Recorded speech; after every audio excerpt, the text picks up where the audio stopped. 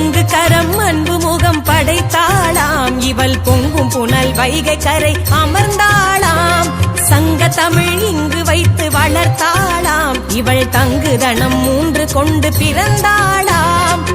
தூங்கா விழி படைத்த தாயவள் தூங்கா நகரம் நின்ற தூயவள்